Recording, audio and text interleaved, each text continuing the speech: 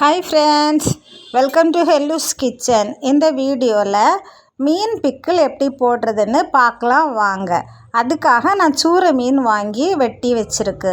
இது முள் இல்லாமல் நல்ல ஃப்ளஷ் இருக்கிற துண்டு பார்த்து தனியாக எடுத்து கழுகி அதை ஃபில்ட்ரு பண்ண வச்சுருந்தேன்.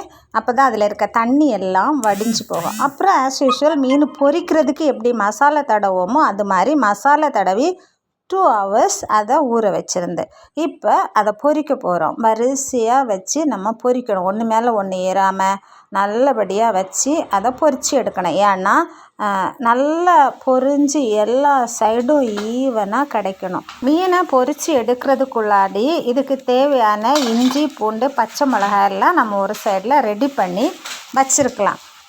இதில் ஸ்பூனெல்லாம் போடுறப்ப ரொம்ப கவனமாக போடணும். ஏன்னா ஈரம் பட்டுன்னா ஊறுகாய் கெட்டுரும். ஒரு சைடு நல்லா வெந்து வருது. இப்போ இதை மெதுவாக மறைச்சி போடணும்.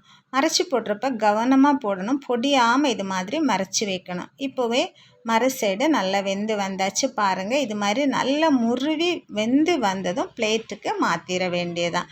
இப்போ இதை நான் பிளேட்டுக்கு மாற்றுறேன். இப்போது நான் என்னெல்லாம் ரெடி பண்ணி வச்சுருக்கிறேன்னு பார்க்கலாம். ஒரு 4-5 பூண்டு உரித்து வச்சுருக்கிறேன்.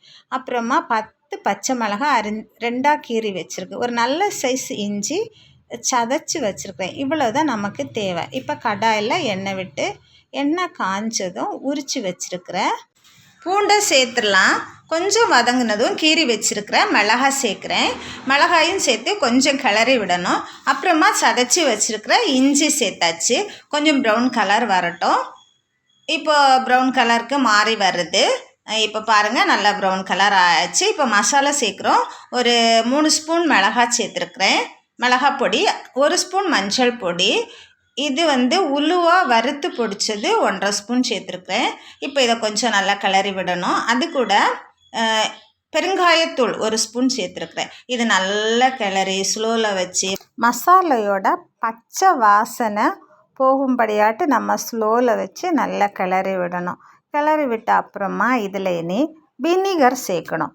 நான் 2 ஸ்பூன் வினிகர் சேர்த்துருக்கேன். வினிகர் சேர்த்துட்டோம். திரும்பியும் நம்ம அந்த வினிகர் கொஞ்சம் சுண்டி வர்றது வரைக்கும் ஸ்லோலியே இருந்து கிளறி விட வேண்டியதுதான். இந்த ஸ்டேஜில் நமக்கு தேவையான உப்பு சேர்த்துக்கணும். உப்பு கவனம். ஏன்னா மீனில் உப்பு சேர்த்து தான் நம்ம பொரித்து வச்சுருக்குறோம். அப்போ இந்த மசாலைக்கு தேவையான உப்பு போட்டால் போதும். இதில் பொரித்து வச்சுருக்கிற மீனை இப்போ சேர்க்கணும். கொஞ்சம் கொஞ்சமாக சேர்க்கணும். சேர்த்துட்டு நல்லா கிளறி விடணும். இந்த மசாலா எல்லா மீன்லேயும் ஈவனாக பிடிக்கும்படியாட்டு நம்ம ஸ்லோவில் வச்சு நல்லா கிளறி விட்டுக்கிட்டே இருக்கணும். அப்போ இது கொஞ்சம் எல்லா இடத்துலையும் பட்டு நல்லா மசாலா பட்டு ரெடியாக இருக்கும். இப்போ பிக்கிள் ரெடி ஆகிட்டு பார்க்கவே சாப்பிடணும் போல் டெம்ப்டாக இருக்குது. இந்த மீன் ஊறுகாய் நமக்கு எதுவும் இல்லாதப்ப சுட சுட சோறில் வச்சு சாப்பிட்டோன்னா அட்டகாசமாக இருக்கும். இனி ஒரு நல்ல கண்டெய்னரில் ஸ்டோர் பண்ணி வச்சிட வேண்டியதான். நீங்களும் வீட்டில் இது மாதிரி செய்து பாருங்கள். எப்படி இருந்துன்னு கமெண்டில் சொல்லுங்கள். சொந்தம் தொடர வீடியோவை சப்ஸ்கிரைப் பண்ணுங்கள். தேங்க்யூ, பாய்.